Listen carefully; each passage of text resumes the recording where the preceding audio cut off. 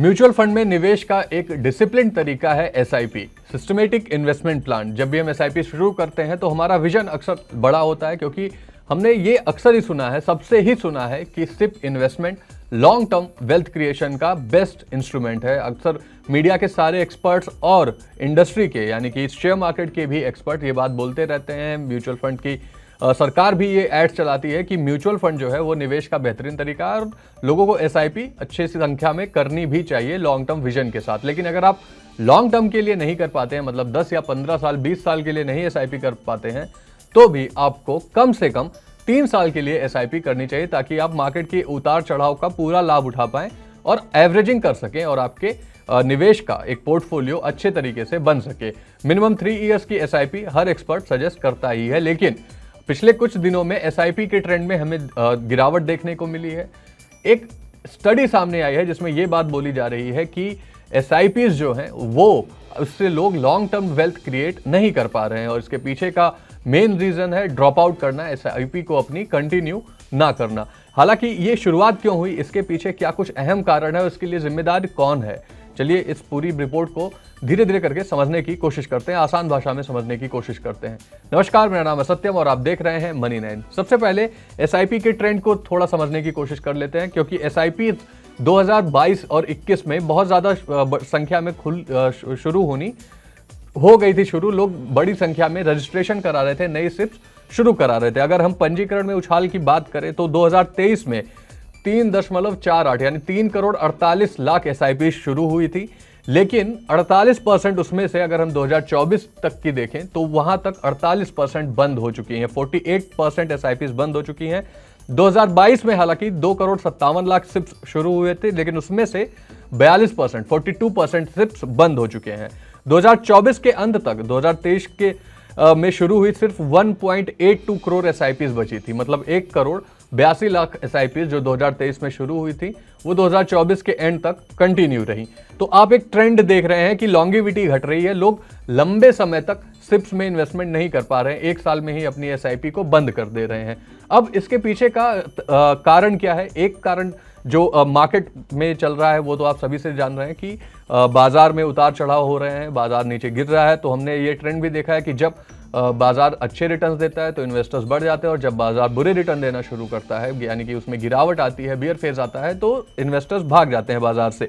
ये चीज़ हमें देखने को मिल रही है। इसके साथ ही महंगाई को भी आप कारण बना सकते हैं, तो क्योंकि ईएमआईज बढ़ जा रही हैं तो निवेशक अपनी सिप जारी नहीं कर पा रहे हैं, शॉर्ट टर्म प्रॉफिट देखना चाह रहे हैं, इस उम्मीद में एंट्री हो गई और पेशेंस की कमी है आज के इन्वेस्टर्स में, जिसकी वजह से वो बाहर निकल जा रहे हैं। इसके अलावा लॉन्ग टर्म वेल्थ क्रिएशन का कॉन्सेप्ट लोगों को उतना समझ नहीं आ रहा है, उतना नहीं भा रहा है। लोग अभी भी एफडीज का ही रुख कर रहे हैं, लेकिन उसमें गिरावट हुई है। एसआईपीज के जरिए लॉन्ग टर्म वेल्थ क्रिएशन पर कोई ध्यान नहीं दे रहा है। ये मोटा मोटी सब कारण है जो आपको जानने भी चाहिए और जो आप देखते भी हैं। ये जनरलाइज तरीका है, लेकिन अगर एक चीज जो मैं आपको यहाँ पे नहीं बताना चाहूँगा वो है फिनटेक प्लेटफॉर्म्स का। दरअसल बिजनेस स्टैंडर्ड का एक आर्टिकल है, उसके अनुसार जब भी आप पुराने टाइम पे देखेंगे, मतलब 2021 से पहले जो इन्वेस्टर थे जिन्होंने अपनी एसआईपी शुरू की थी, वो आज भी अपनी एसआईपी कंटिन्यू किए हुए हैं। लेकिन बड़ी गिरावट हमें 2022 के बाद के ट्रेंड में देखने को मिली। जब 2022 और 23 से जिन्होंने एसआईपी शुरू की उसमें 42% 48% की गिरावट हमें देखने को मिली, यानी वो एसआईपीज बंद हुए हैं। अब ये क्यों बंद हो रहे हैं? इसका एक मेन रीजन है इन्वेस्टर्स की आदत। दरअसल हमने देखा है कि फिनटेक प्लेटफॉर्म्स, उस स्टडी में ये भी बात सामने आई कि ये जो फिनटेक प्लेटफॉर्म्स हैं इनके कारण भी एसआईपीज बंद हो रही हैं, क्योंकि इन्होंने एक इन्वेस्टमेंट का तरीका बदल दिया। फिनटेक प्लेटफॉर्म्स के जरिए आप डायरेक्ट एसआईपीज करते हैं जिसमें कोई मीडिएटर नहीं होता, कोई आपको फंड मैनेजर या फिर फिनेंशियल एडवाइजर नहीं होता है। एसआईपीज जब आप किसी फिनटेक प्लेटफॉर्म के जरिए शुरू करते हैं, जैसे कि ग्रो, जीरोधा, इन सारे चीज़ों पर, जब ऐसी स्टडी में पता चला कि ये डायरेक्ट एसआईपी इसलिए ज़्यादा बंद हो रही हैं क्योंकि इनके बीच में कोई एडवाइजर नहीं होता और वो आपको power of compounding, long term investment, SIP की फुल पावर, इन सारी चीज़ों के बारे में नहीं बता पाता है। ऐसा देखा गया है कि जो पुराने एडवाइजर्स थे, जब पहले आप म्यूचुअल फंड कराते थे तो आपको एक एडवाइजर के थ्रू जाना होता था, वहाँ बीच में एक एक्सपर्ट होता था जो आपको सारी चीज़ें समझाता था कि ये टूल कैसा है कैसा नहीं है। लेकिन अब जब विशेषज्ञ नहीं है, एक्सपर्ट नहीं है, उनकी वो मीडिएटर नहीं है, तो लोग खुद ही एसआईपी शुरू करते हैं और सही एसआईपीज भी नहीं करते, किसी के पोर्टफोलियो में 6-6, 7-7 स्मॉल कैप की एसआईपीज होंगी, किसी के पास एक भी लॉन्ग टर्म की एसआईपी नहीं होती है। शॉर्ट टर्म और स्मॉल कैप और मिड कैप की एसआईपीज में लोग जम के पैसा डाल रहे हैं, वहीं दूसरी तरफ लोग जल्दी से पैसा बंद भी कर रहे हैं क्योंकि उनका पोर्टफोलियो भी डाउन है। तो ऐसे में मीडिएटर ना होने की वजह से लोगों को, क्योंकि ये एसआईपीज और म्यूचुअल फंड जो है, कौन सा फंड सही है ये सब जानने के लिए आपको रिसर्च करनी पड़ती है, आपको सही तरीके से स्टडी करना पड़ता है। इस ऐसे में क्या हो रहा है कि लोगों के पास वो टाइम नहीं है, लोग उतने फिनेंशियली एजुकेटेड नहीं है, जिसकी वजह से एक्सपर्ट की हमें ज़रूरत पड़ती थी। अब एक्सपर्ट ना होने की वजह से फिनटेक प्लेटफॉर्म्स पे हम एसआईपीज में भारी गिरावट देख रहे हैं। पहले के मुकाबले एसआईपी की लॉन्गेविटी घटी है। 2022 में एसआईपी बंद होने की दर 42% थी, जो और बढ़ गई 2023 में 48% हो गई है। नए निवेशक तेजी से एंट्री ले रहे हैं, लेकिन लंबे समय तक वो बाजार में टिक नहीं पा रहे हैं।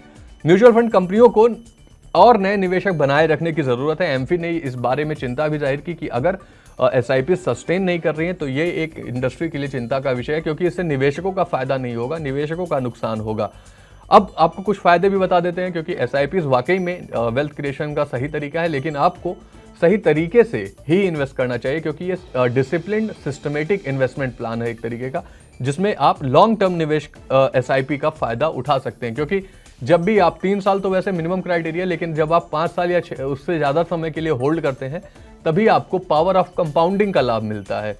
तो इसलिए सिप को जारी रखना लंबे समय के लिए ये बहुत ही ज़्यादा जरूरी है। और भी आपने एक्सपर्ट से सुना होगा कि मार्केट करेक्शन के दौरान जब आप सिप जारी रखते हैं, जैसे अभी बाजार में जो गिरावट आई है, अगर आप इसमें भी अपनी सिप जारी रखते हैं तो आपको एवरेजिंग का भी लाभ मिलेगा, यानी कि आप कम पैसे में ज़्यादा यूनिट्स ले पाएंगे और आपका पोर्टफोलियो एक अच्छा पोर्टफोलियो बनेगा। तो इसलिए सिप का सबसे ज़्यादा फायदा जब मार्केट करेक्शन हो रही होती है तब लेने में भी है।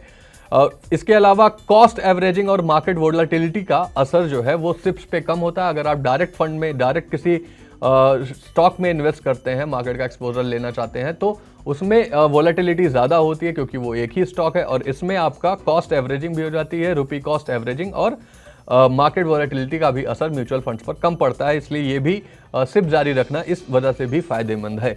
निवेशकों को धैर्य बनाए रखना चाहिए और आप लोगों को कोई भी फैसला जल्दबाजी में नहीं करना चाहिए। जब भी आप एडवाइजर से आप अपने सलाह ले सकते हैं, सिप चालू करनी है या पोर्टफोलियो में कोई बदलाव की ज़रूरत है, उसके लिए हमारा शो भी आता है, मेरी सिप मेरा सवाल, हर शाम 4 बजे आप उससे भी जुड़ के अपने सवाल पूछ सकते हैं। वहाँ भी हम आपके पोर्टफोलियो रिव्यू करते हैं। तो आप एक तरीके से जल्दबाजी में कोई फैसला ना लें। जो ये मार्केट में गिरावट जारी है, इसमें अपनी एसआईपी को बंद करना है या नहीं, इसके लिए ज़रूर से ज़रूर फाइनेंशियल एडवाइज़र से संपर्क करें।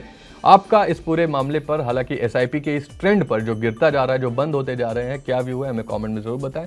वह ऐसे ही वीडियोज़ के लिए देखते रहें मनी9।